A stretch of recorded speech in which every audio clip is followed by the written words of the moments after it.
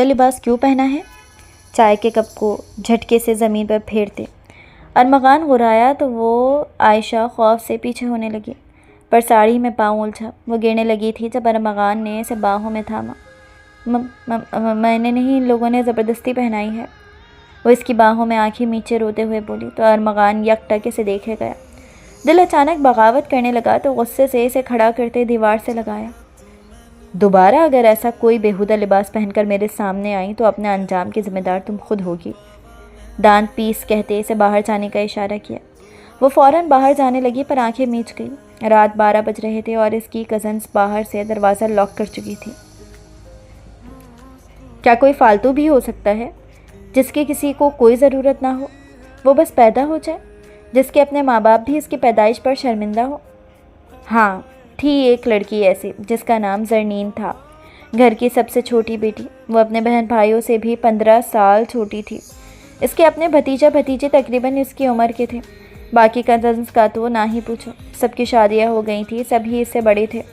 وہ گھر میں بس موجود تھی، نہ کسی کی توجہ کا مرکز، نہ اس کے حصے میں محبت آئی۔ گھر میں کسی کو کام ہوتا تو بس اسے آواز دی جاتی۔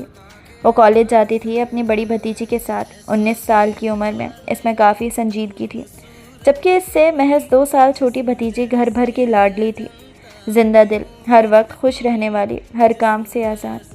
اگر اس گھر میں اس کا کوئی ہمدرد تھا جس کے لیے زرنین اہم تھی تو وہ تھا ارحم، اس کا بھتیجا، جو عمر میں اس سے 1 سال چھوٹا تھا۔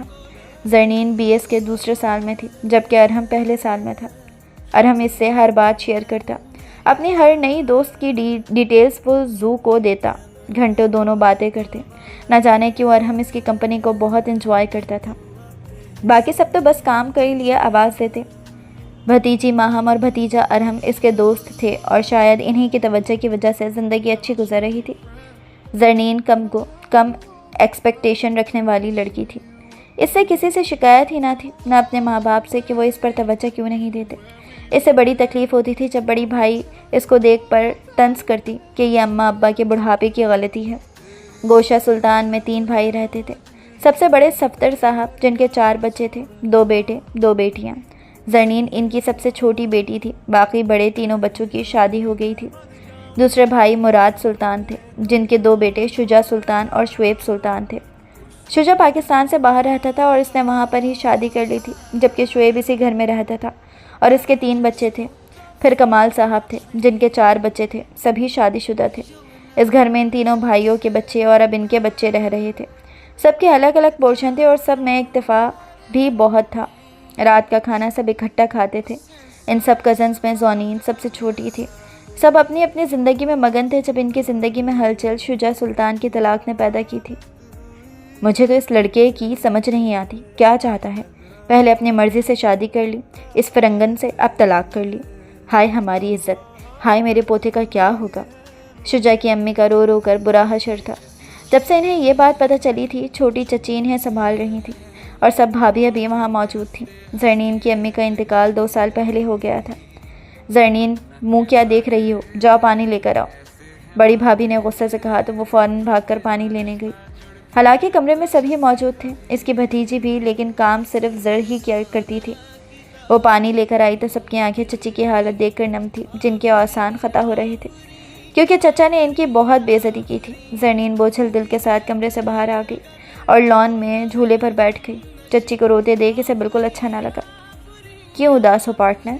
ارحم نے اس کے ساتھ والے جھولے پر بیٹھتے پوچھا۔ ارحم، یہ سب اچھا نہیں ہوا، زرنین نے اداسی سے کہا۔ ہمیں کیا، ایسے لوگوں کے ساتھ ایسا ہی ہونا چاہیے۔ ارحم نے منہ بنایا۔ ارحم، ایسے نہیں کہو، وہ چھوٹی دادی ہیں تمہاری۔ زرنین نے اسے ڈانٹا۔ پھپھو، آپ نہ بہت بھولی ہیں، مجھے دادی کی کٹر نہیں پسند۔ کیسے اپنی بیٹیوں پر اتراتی ہیں جیسے ان کے بیٹوں سے بڑا کامیاب کوئی بھی نہیں، اور آپ کے ساتھ تو ان کا بیہیو اتنا برا ہوتا ہے۔ ارحم نے کہا۔ کچھ نہیں ہوتا ارحم، وہ بڑی ہیں، لیکن پلیز ان کے غم کا مذاق مت اڑاؤ۔ زرنین نے اسے سمجھایا۔ ارے او نیک بی بی، بس بے مروت لوگوں کا غم بنانے کی ضرورت نہیں، آؤ دونوں آئس کریم کھانے چلتے ہیں، ارحم نے کہا اور اس کا ہاتھ تھام کر اٹھایا۔ وہ نہ کرتی رہی، لیکن ارحم بائک پر بیٹھا کر اسے لے گیا۔ زرنین مسکراتے ہوئے گھر میں داخل ہوئی تو سامنے بھابھی کھڑی تھی और गुस्से से इसे देख रही थी।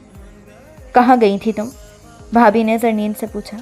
भाभी, वो अरहम ज़बरदस्ती आइसक्रीम खिलाने ले। इन्होंने इसकी बात मुकम्मल न होने दी।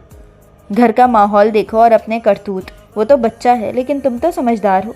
ज़्यादा बच्ची बनने की ज़रूरत नहीं है। अगर माँ बाप ने इस उम्र में पैदा कर ही दिया है, अपने रिश्ते और रुतबे को तो देखो, फिर ये ओछी हरकतें क्या करो।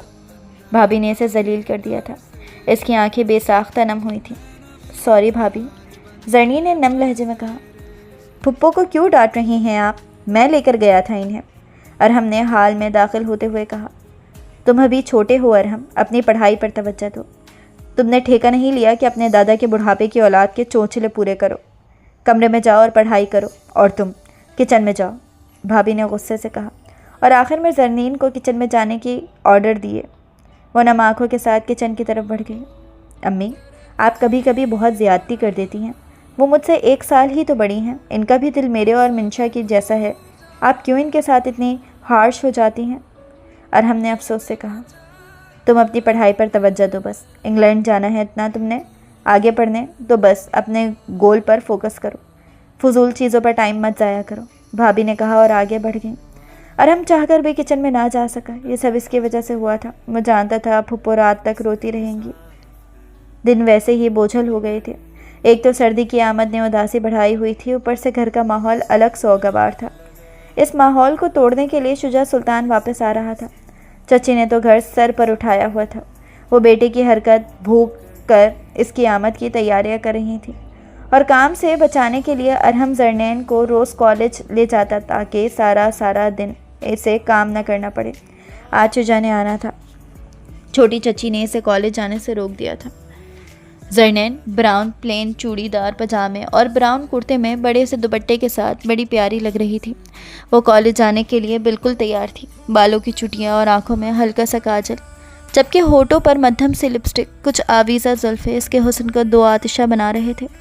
चची की बात सुनकर जरनैन की आंखें उदास हो गईं।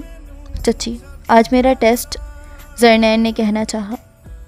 बस करो लड़की, आज छुट्टी कर लोगी तो कोई क़यामत नहीं आ जाएगी, चची ने कहा और आगे बढ़ गई। वो जानती थी जरनैन अब कॉलेज नहीं जाएगी, और जरनैन ने वाकई छुट्टी कर ली। अरहम को तो बड़ा गुस्सा आया था। वो गुस्से में कॉलेज चला गया। शाम 4 बजे शुजा सुल्तान घर में दाखिल हुआ था। इसके हाथ में 6 माह का प्यारा सा बेटा भी था। सब इसे देखकर शुजदत रह गए थे। शुजा, ये तुम्हारे साथ? चची ने पूछा। वो खुद परेशान थी कि शुजा ने इन्हें ये क्यों ना बताया कि बख्त को इसकी माँ नहीं रख रही। मम्मा, मैं आपको बताना चाहता था, लेकिन टाइम ही ना मिला।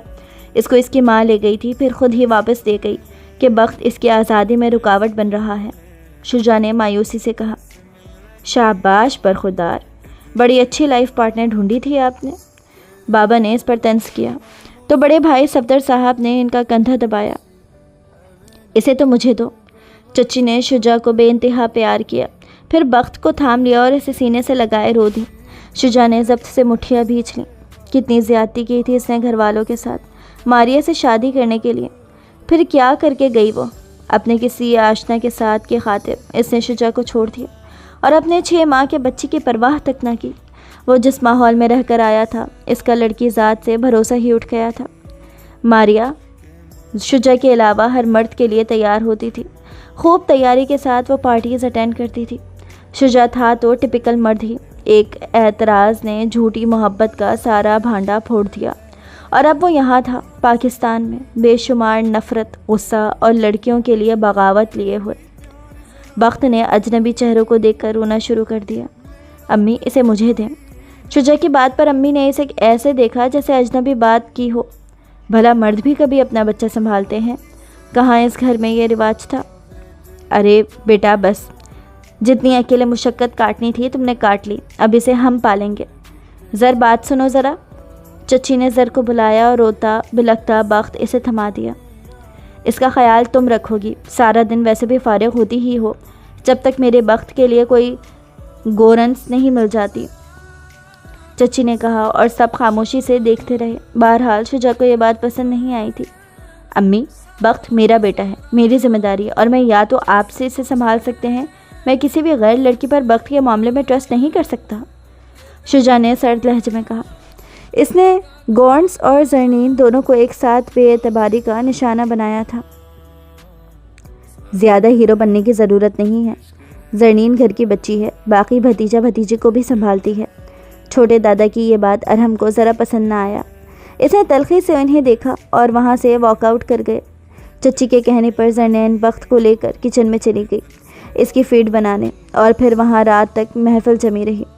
شجاع بہت بدظن ہو کر آیا تھا۔ اس نے اماں ابا سے معافی مانگی تھی، اور جب امی نے اس کی شادی کی بات کی تو اس نے سختی سے انکار کر دیا تھا کہ اب وہ کبھی شادی نہیں کرے گا۔ دن گزرتے رہے اور زرنین کے بوجھل دنوں میں بخت آ گیا تھا۔ بخت کو سنبھالتے ہوئے اسے 2 ماہ ہوئے تھے۔ بخت کی وجہ سے اس نے کالج جانا چھوڑ دیا تھا۔ وہ چھوٹا سا بچہ اب اس سے مانوس ہو گیا تھا۔ اب وہ کیسے اس بچے کو چھوڑ کر کہیں چلی جائے؟ ذرا سا ادھر ادھر ہوتی تو بخت رونا شروع کر دیتا، اور شجاع کے پاس تو صرف وہ چند گھنٹوں کے لیے جاتا تھا جس میں بخت کا بس نہ چلتا کہ وہ رینگتا ہوا واپس زر کے پاس آ جائے۔ ارحم نے اس سے خوب لڑائی کی تھی کہ آپ دوسروں کے بچے پالنے کے لیے پیدا نہیں ہوئیں، اور ہمدردی کی ماری زرنین نے اسے کہا تھا، ارحم تمہارے بعد پہلی بار کسی نے مجھ سے محبت کی ہے، میں کیسے اس کی محبت ٹھکرا دوں؟ ارحم نے اس کو دیکھا تھا جو بخت کے ہاتھ چوم رہی تھی، اور جب شجاع چاچو دی ورلڈ فیمس بے مروت اور خود غرض انسان دوسری شادی کریں گے اور اس سے آپ سے واپس لے لیں گے تو آپ کیا کرو گی؟ زرنین نے اس کی سمت دیکھا۔ تو میں بخت کو واپس کر دوں گی۔ ہاں یہ میرے لیے مشکل ہوگا، لیکن ارحم محبت میں کسی کو قید نہیں کر سکتی۔ زرنین نے نم آنکھوں سے اسے کہا، اور ارحم کی بات پر اس کا دل ٹوٹا تھا۔ پھپھو مجھے آپ کے جذبات کی پرواہ ہے، یہ مطلبی لوگ ہیں، مجھے آپ کے معاملے میں ان سے ڈر لگتا ہے۔ ارحم نے بے بسی سے کہا، تم ہو نا میری حفاظت کے لیے، تم سب سنبھال لو گے۔ زرنین نے مسکرا کر کہا اور بخت کی سمت متوجہ ہوئی۔ دیکھو ارحم یہ کتنا پیارا ہے۔ زرنین کی بات پر ارحم دھیمے سے مسکرایا، ہاں آپ کی طرح پیارا۔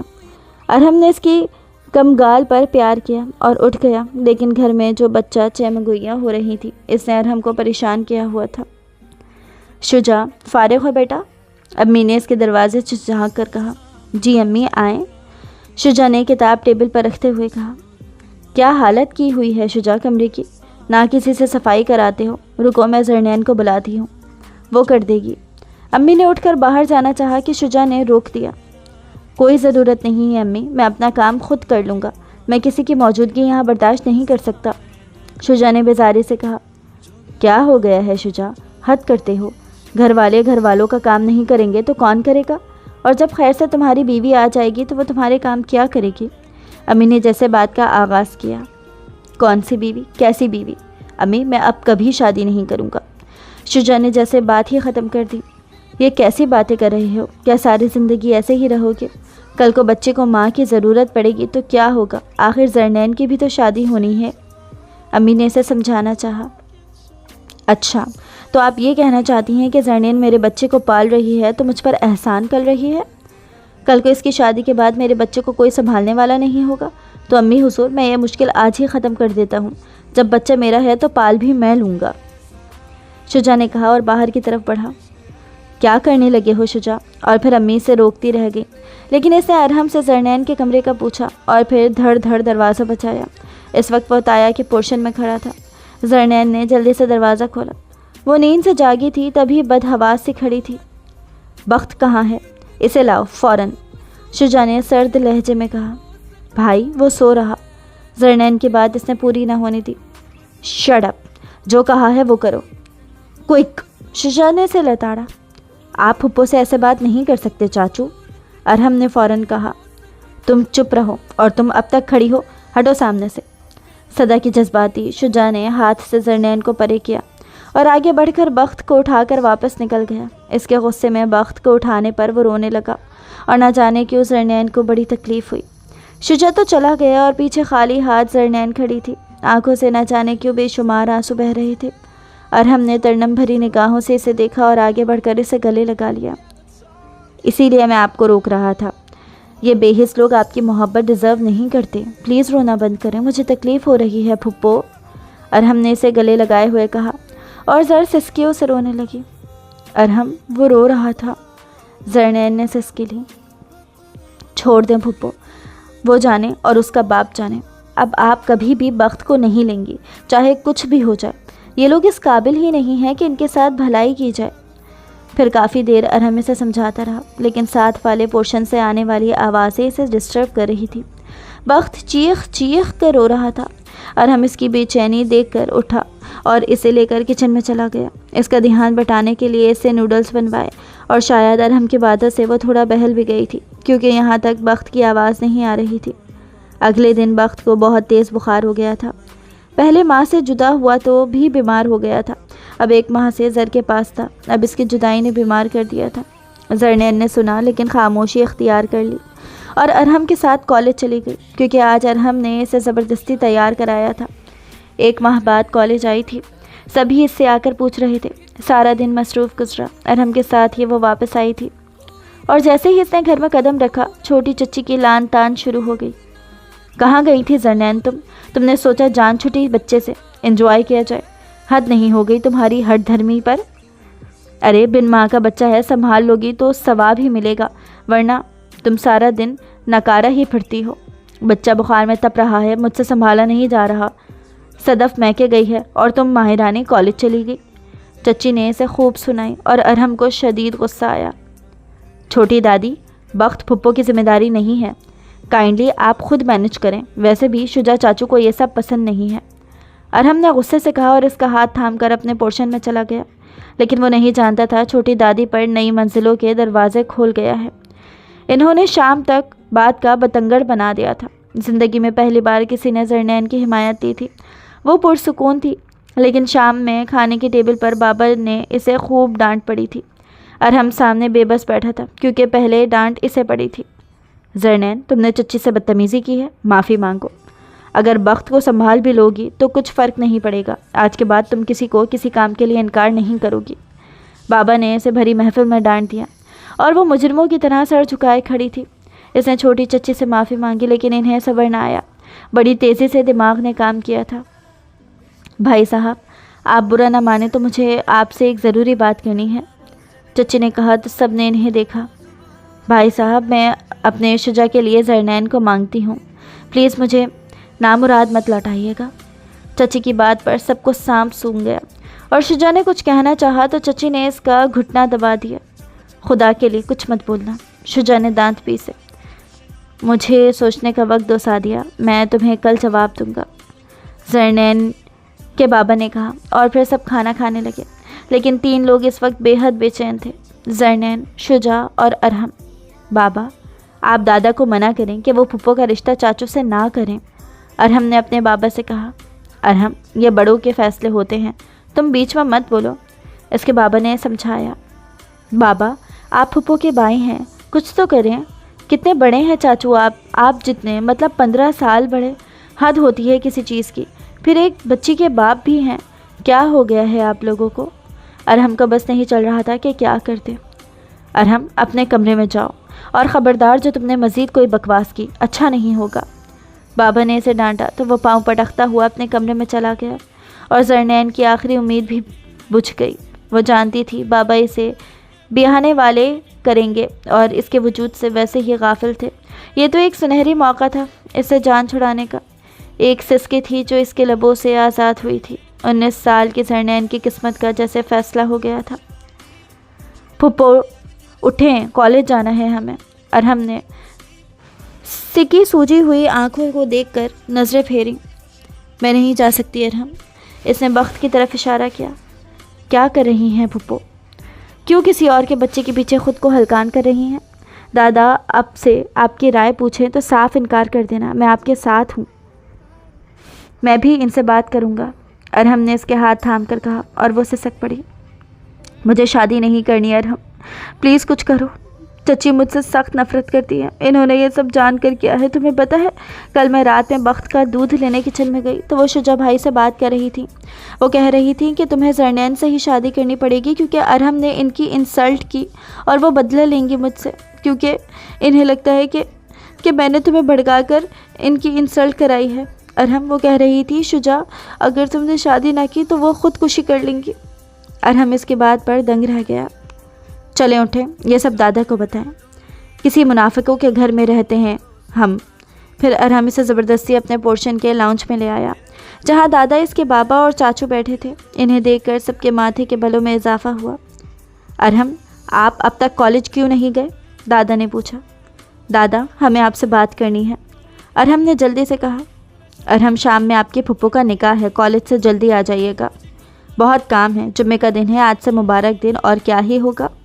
دادا نے جیسے بات ختم کی اور ان کی ساری امیدوں پر پانی پھیر دیا۔ کسی نے زرنین سے پوچھا تک گوارا نہ کیا اور بس فیصلہ ہو گیا۔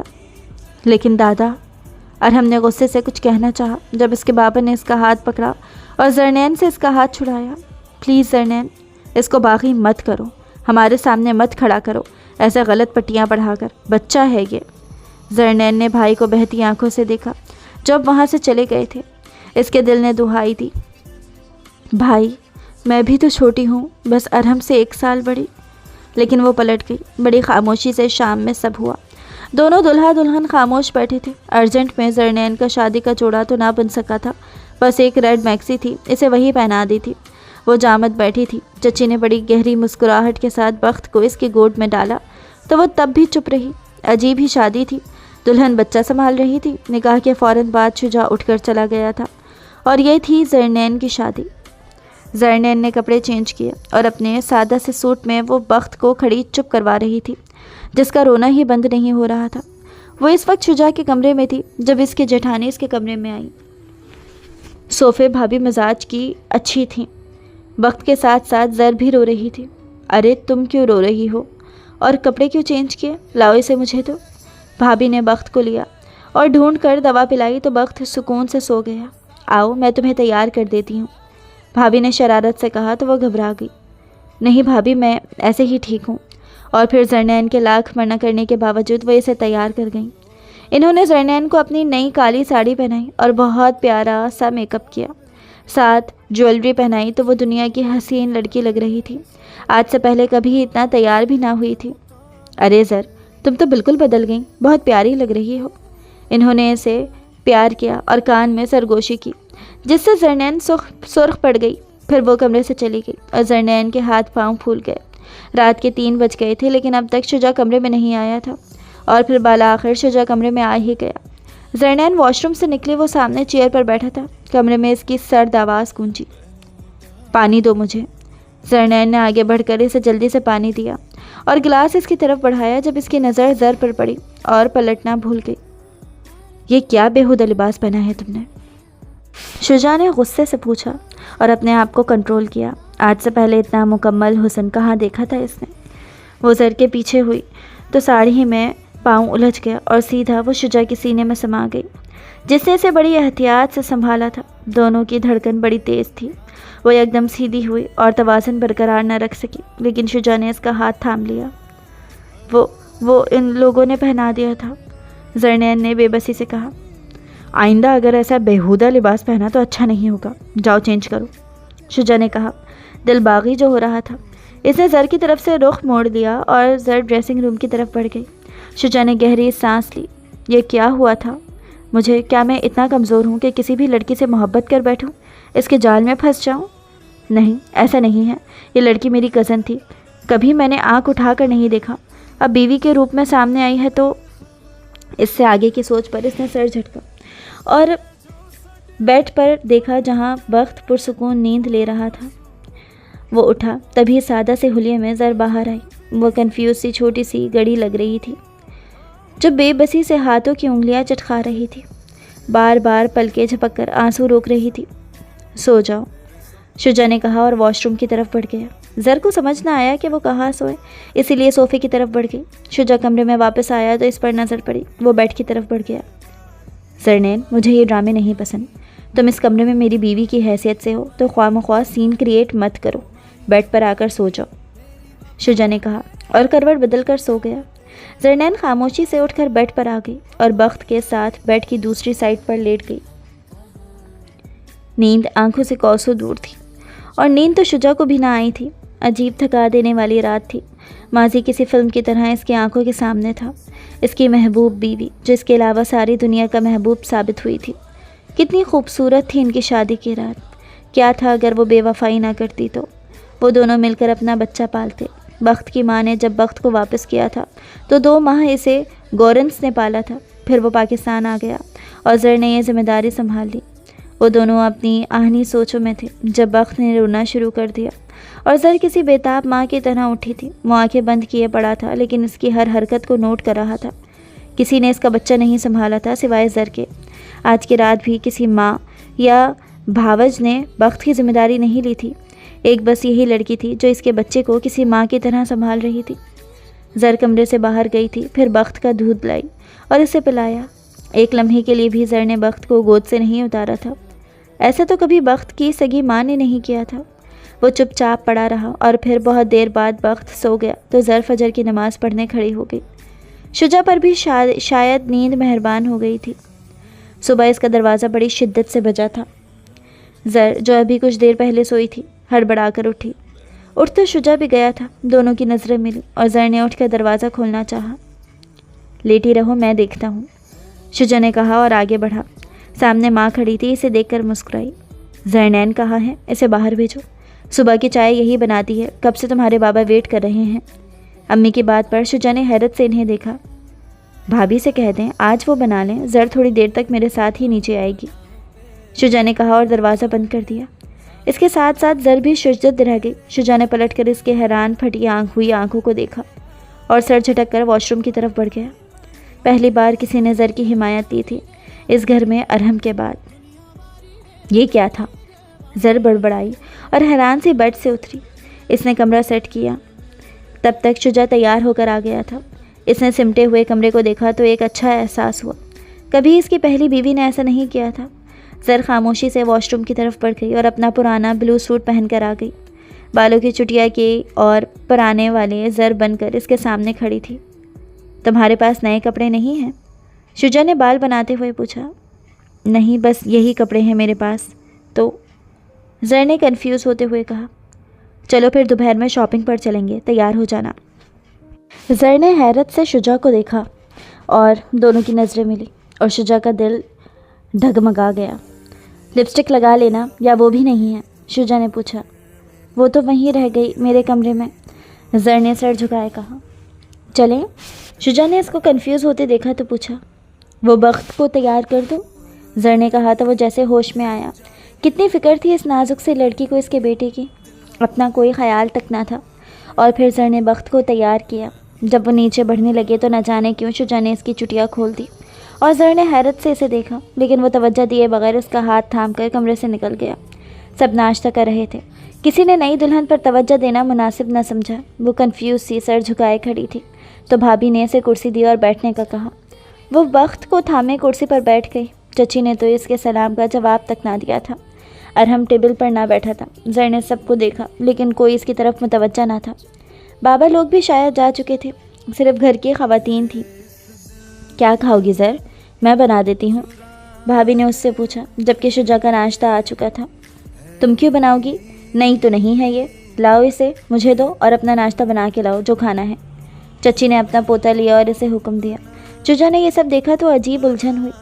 بھابھی آپ میرے جیسا ناشتہ ہی لا دیں، بلکہ بس چائے دے دیں، ہم یہی کر لیتے ہیں، ویسے بھی ہمیں جانا ہے، شجاع نے کہا تو اماں جو اس کا انداز ایک آنکھ نہ بھایا۔ کیا ہو گیا ہے شجاع؟ ایک رات میں تیور بدل گئے تمہارے، یا تم شادی ہی نہیں کرنا چاہتے تھے؟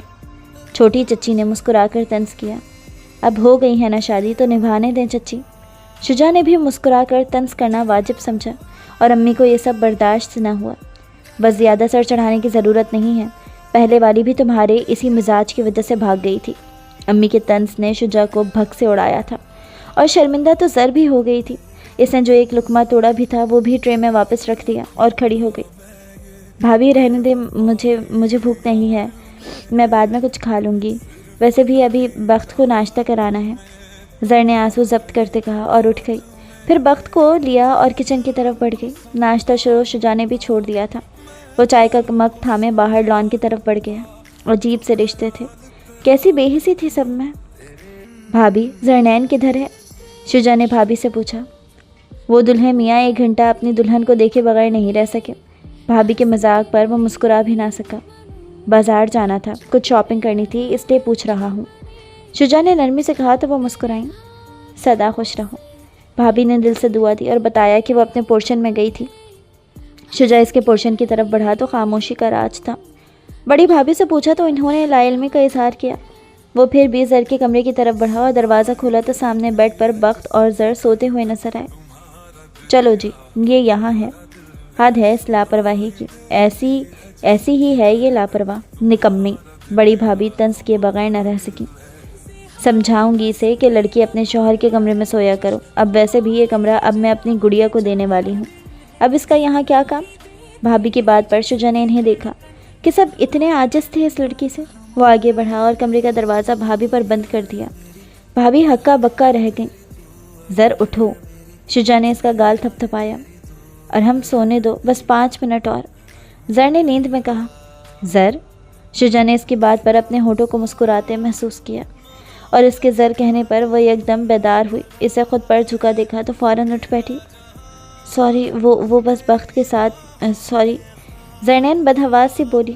اٹس اوکے، کوئی مسئلے کی بات نہیں ہے، سو گئی تو کیا ہو گیا، چلو اب فریش ہو جاؤ، شاپنگ پر چلنا ہے۔ زر اس کی بات پر ہونک رہ گئی اور پھر اٹھ کر واش روم چلی گئی۔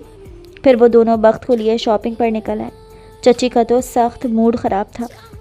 بڑی غلطی کر لی اپنے بیٹے کی شادی اس بلا سے کرا کر، ایک دن میں اپنے حسن کے جال میں پھانس لیا، چچی نے نفرت سے کہا، اور چھوٹی چچی نے بھی غصے سے سر جھٹکا۔ بھلا کہاں برداشت تھا کسی کو زر کی حیثیت میں اضافہ ہوتے دیکھ۔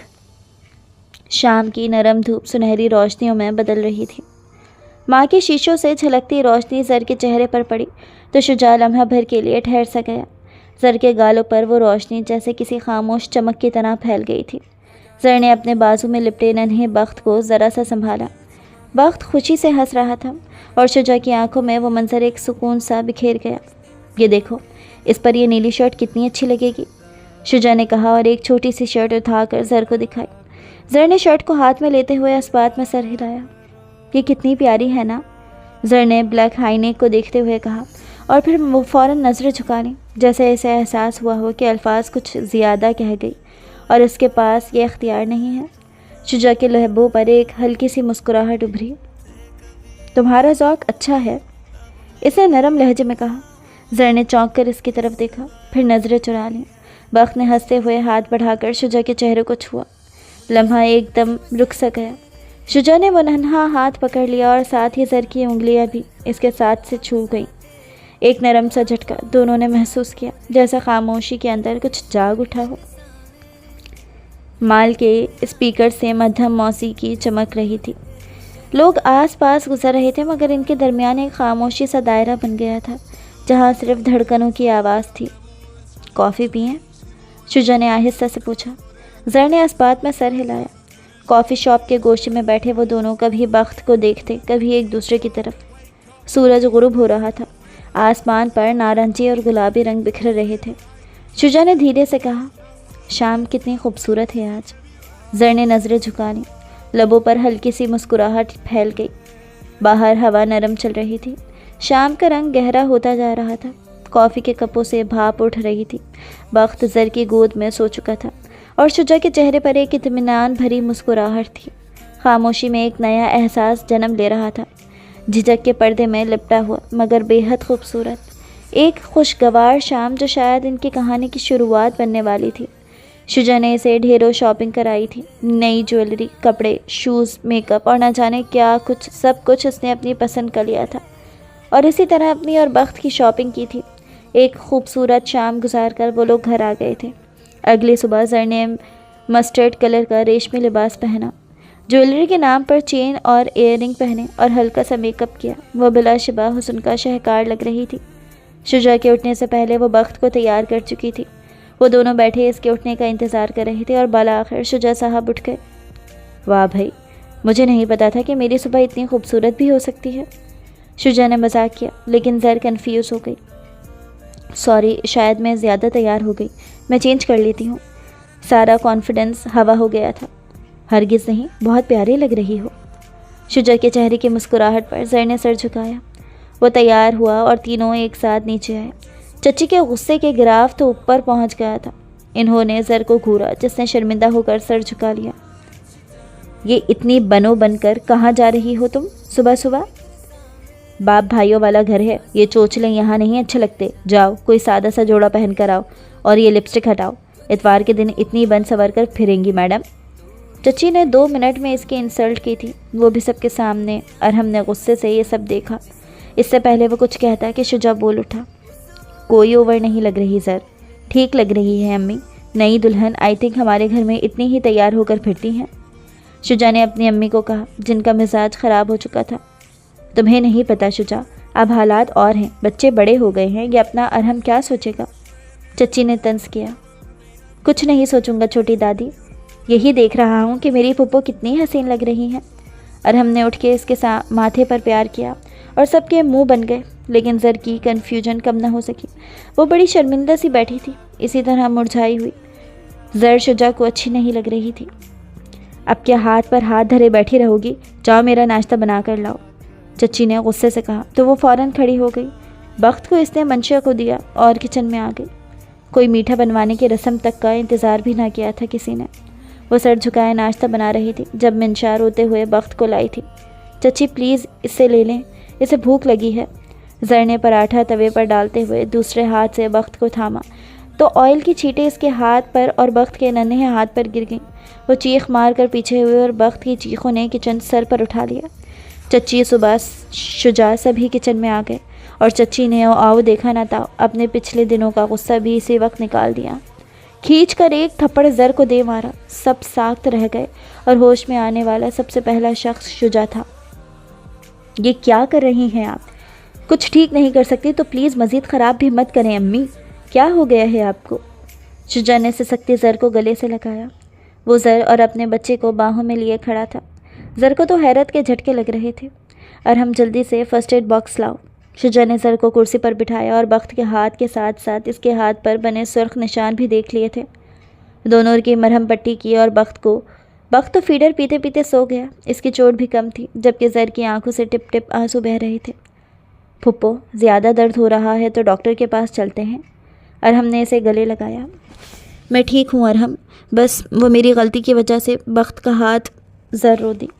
फुप्पो हाथ तो आपका भी जला है, आप क्यों इतना परेशान हो रही हैं? कोई संभालने वाला तो है नहीं वक्त को आपके सिवा, और इसके खातिर इन्होंने आपको शुजा चाचू की वजह से मारा है। कहाँ बर्दाश्त हो रहा है किसी को शुजा चाचू का आपको तवज्जो देना। अरहम ने सच बयान किया और शुजा को बहुत गुस्सा आया। इसने चंद फैसले किए थे जिसने शाम में बाबा को आगाह करके वो अपनी ज़िंदगी पुरसुकून करने वाला था। शाम का वक्त था। ड्राइंग रूम में कशीदगी फैली हुई थी। घर के सब अफराद खामोश मगर नागवारी से भरे बैठे थे। ज़र एक कोने में खड़ी थी, निगाहें झुकी हुई, हाथ एक दूसरे में उलझे हुए। चंद दिनों में मेरे बेटे को मेरे ख़िलाफ़ कर दिया, बच्चा इससे नहीं संभलता, बस तैयार होकर फिर जाएंगी मैडम। चची के तंज बुलंद थे। शुजा के चेहरे पर सख्ती थी मगर आंखों में एक अजीब सा सुकून, जैसे वो आज एक फ़ैसला ले चुका हो। बाबा, मैं इस्लामाबाद वाले ऑफ़िस को ज्वाइन करना चाहता हूँ। मैं अगले जुम्मे चला जाऊँगा। इस इतवार एक फ़ैमिली गेट टुगेदर में मैं अपना रिसेप्शन दूंगा, फिर अपनी फ़ैमिली को लेकर यहाँ से चला जाऊँगा। शुजा ने अपना फ़ैसला सुनाया। हाय, ये लड़की मेरे बेटे को मुझसे अलग कर रही है। अरे ज़रनैन, तू मर जा, चच्ची ने दुहाई दी। बस, शुजा की गहरी आवाज़ ने कमरे की खामोशी चीर दी। आज के बाद ज़र के बारे में कोई बात नहीं सुनूंगा। सब चौंक कर इसकी तरफ देखने लगे। तुम सबको शायद अब भी यकीन नहीं आया, मगर ज़र अब मेरी बीवी है, मेरी इज़्ज़त, मेरा मान, और ये शादी आप लोगों ने ही कराई थी, तो अब इसे एक्सेप्ट कर लें तो बेहतर है। इसके लहजे में इतनी शिद्दत थी कि किसी को बोलने की हिम्मत ना हुई। जिसे मुझसे मोहब्बत है वो ज़र की इज़्ज़त करेगा, क्योंकि अब इस पर मेरी इज़्ज़त वाजिब है। ज़र के आंसू खुद ब खुद इसके रुखसार पर बह निकले। वो ज़ब्त करने की कोशिश करती रही, मगर शुजा की बातों में जो यकीन था वो दिल को छू गया। शुजा ने ज़र की तरफ बढ़ते हुए कहा, चलो ज़र, तुम्हें अब किसी वजाहत की ज़रूरत नहीं। ज़र ने आहिस्ता से सर झुकाया और दोनों सबकी निगाहों के दरमियान से गुजर कर ऊपर चले गए। कमरे में पहुंचकर शुजा ने दरवाज़ा बंद किया। कुछ लम्हे दोनों खामोश रहे। बाहर शाम की रोशनी मध्यम हो चुकी थी। कमरे में सिर्फ टेबल लैंप की हल्की सी रोशनी फैली हुई थी। वक्त बेड पर सो रहा था।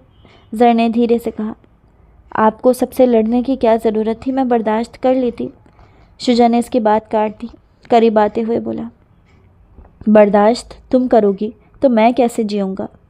ज़र ने चौंक कर ऊपर देखा। शुजा की आंखों में वही नरमी थी जो सिर्फ मोहब्बत देती है। ज़र, یہ شادی جیسے بھی ہوئی اب تم میری عزت ہو. میں چاہتا ہوں کہ دنیا تمہیں ویسے ہی سمجھے جیسے میں سمجھتا ہوں. زر کے ہونٹ ہلکے سے کانپے، آنکھوں میں نمی چمکنے لگی. شجاع، وہ بس اتنا ہی کہہ پائی. شجاع نے آہستہ سے اس کا چہرہ دونوں ہاتھوں میں تھام لیا. اب رونا بند کرو. آج سے تمہاری جگہ صرف میرے دل میں نہیں میرے گھر میں بھی ہے. زر کے لبوں پر ایک لرزتی ہوئی مسکراہٹ آئی. لمحہ بھاری ہوا، سانسیں مدھم پڑ گئیں. شجاع نے اس کی پیشانی پر ایک لمبی پرسکون بوسہ دیا. کمرے میں صرف ان کی سانسوں کی آواز رہ گئی. باہر بارش کی بوندیں کھڑکی پر پڑنے لگیں. ایک نرم خوشگوار شام جس نے ان کے درمیان فاصلے مٹا دیے. شجاع نے زر کو اپنے قریب کرتے ہوئے کہا، اب کوئی تمہیں کچھ نہیں کہے گا کیونکہ اب تم میری دنیا ہو. زر نے آنکھیں بند کر کے سر اس کے سینے سے لگا دیا. شاید اس کا سفر ختم ہو گیا تھا، منزل مل گئی تھی، بارش تھم چکی تھی، مگر ان کے دلوں میں محبت کی ایک خاموش انمول رمجھم جاری ہو گئی تھی.